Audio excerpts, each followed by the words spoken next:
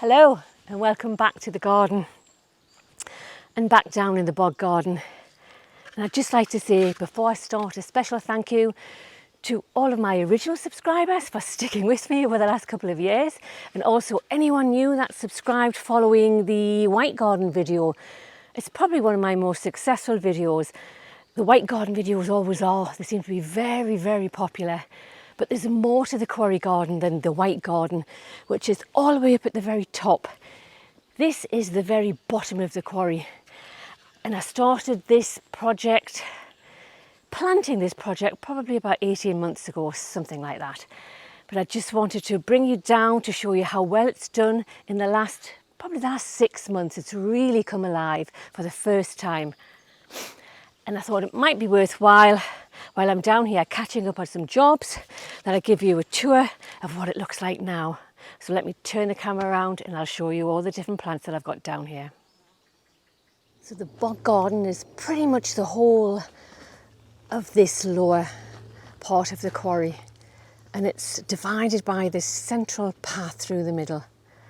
The ground never dries out. It's very boggy, particularly on this side that I haven't done yet. That's going to be a future project, hopefully next year.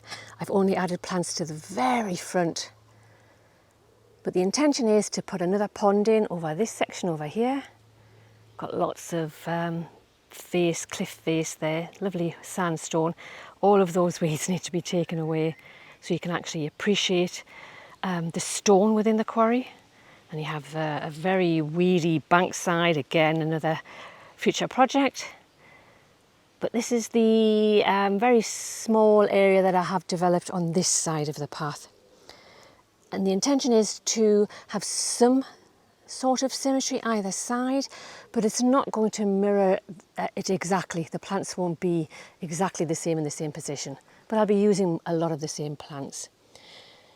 This one here is a Primula floridii, which is the Himalayan giant primula, and it has self-seeded everywhere, which has been such a bonus for me to have self-seeded plants. I rely on self-seeders so much, particularly down here when you're trying to plant a vast area, because obviously plants are so expensive to buy.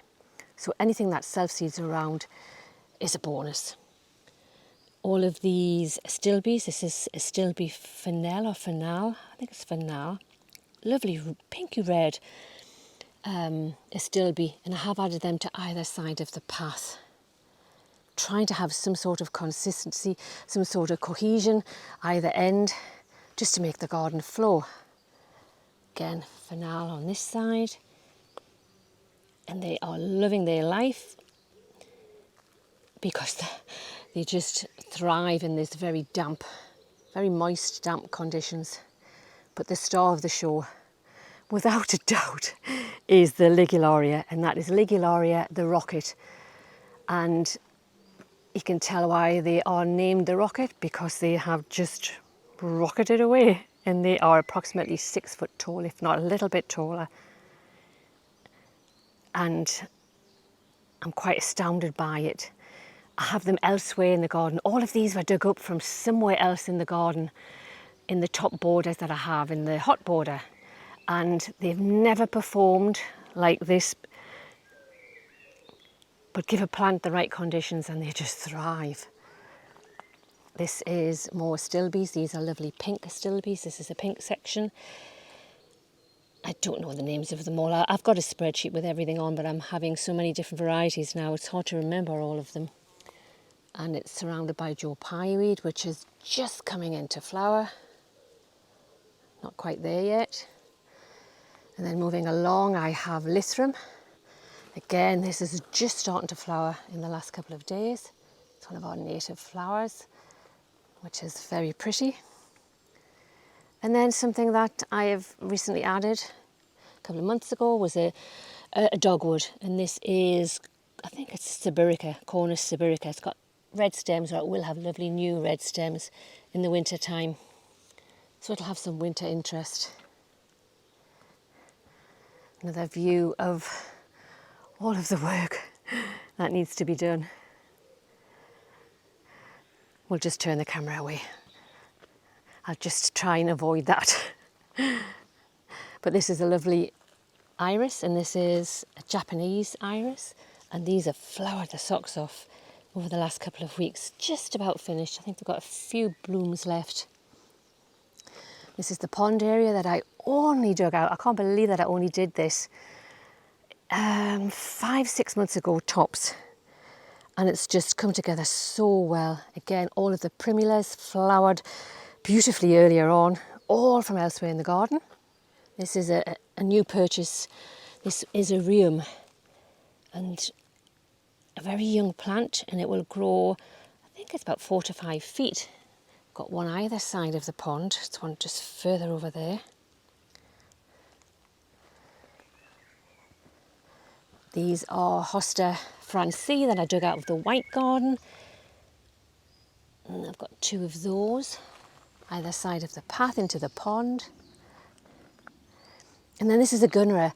I had a tiny gunnera that I planted. Luckily the pond is in the right position. I think it was in a 9 centimetre pot that I planted 3 years ago, and you can't actually buy them now. Not here in the UK, they're a banned plant. If you've got them and you're growing them in the garden, you can actually keep them, but they're no longer for sale in garden centres. So going around the other side of the pond, got this very dead bamboo, and that's the job that I'm going to tackle today. Plus all of this weedy area. You can see where the mulch stopped and the weeds have just taken over. So I'm going to try and concentrate on this area today and finish off this section. But down here I've got some daylilies which I dug out again from the hot border, and they seem to be loving the wet conditions too. Some plants are really surprising me. You've got more of the rocket, but this is little rocket. So this one is about 3 feet in height, just over 3 feet. That taller one there is on a mound, so that's why that one looks a little bit taller. In front of that you've got Persicaria, which is just coming into flower, and that is firetail, if I'm remembering correctly. This is Monarda. Again, I dug those out only a month ago from the hot border up the top gardens, and that is Cambridge Scarlet, and that is loving its life too. This is Lysimachia. Just look back so you can see all of these. That's Lysimachia, which is doing okay too. Again, another one that's dug out from somewhere else. They've never done as well in other parts of the garden, but they seem to just be loving their life down here. Again, another Persicaria. This one's more firetail. And then you've got the Ligularia behind. And then a few phalias. The slugs and snails. This is Ligularia Desdemona. Desdemona? Something like that. And you can see it has been just shredded by all of the slugs and the snails. So moving on to the end of the bog garden, I have hostas. And the hostas mirror what is on the other side. More hostas. This is what I refer to as hosta rally.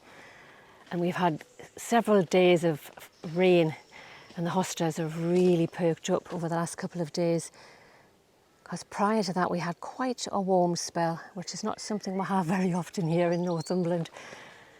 But the astilbes are nearly finished flowering, all of the white ones. And this is a pink one, which shouldn't be there. I thought it was white, so I'm going to move that at some point in the near future, probably in the autumn time.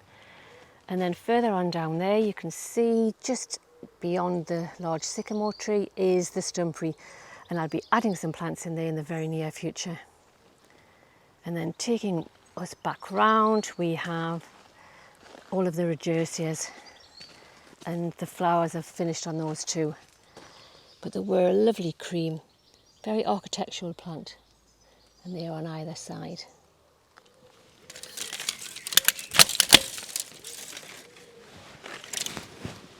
Now this bamboo for some reason died earlier this year. I moved it down here about 2 years ago. I took it out of the white garden, which used to be a tropical style garden before it was a white garden, because I love that style of gardening. But I struggle to keep anything alive from one year to the next other than bamboos. Just too far north for that style of gardening. So I dug it out and moved it down here, and it's Philostachus nigra. I think that's the variety. I put it on the screen if it's not. And it flourished last year and the year before. But earlier this year, it was hit by a very heavy frost and it died within a couple of days. All of the leaves just dropped, and there's only one section of it that's bounced back. So I made the decision to take it out. And to be honest, I don't think it quite fits in this spot any longer. So I'm going to plant something else. Not sure what yet, but I'll take it out, see what the space is like, and I'll bring you back when I've finished it.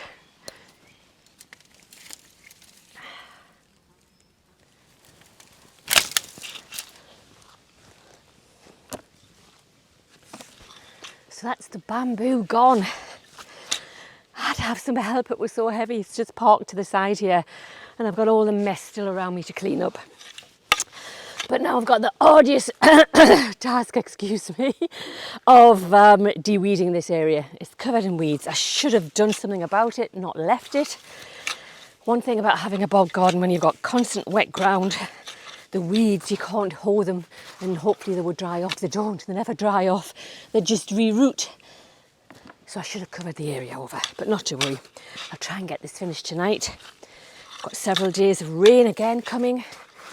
So I'll bring you back down tomorrow. We'll have a look at the area, see what it looks like. May get some planting done. I won't know till tomorrow. But I better get on with this.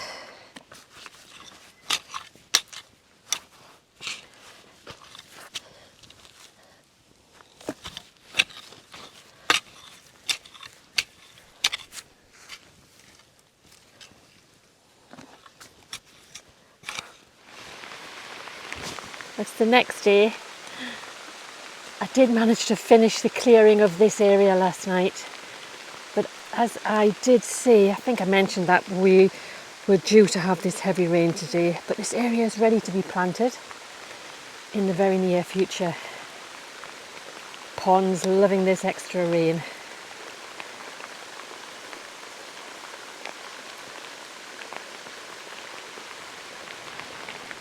Well, that's it from this very wet and soggy Northumberland.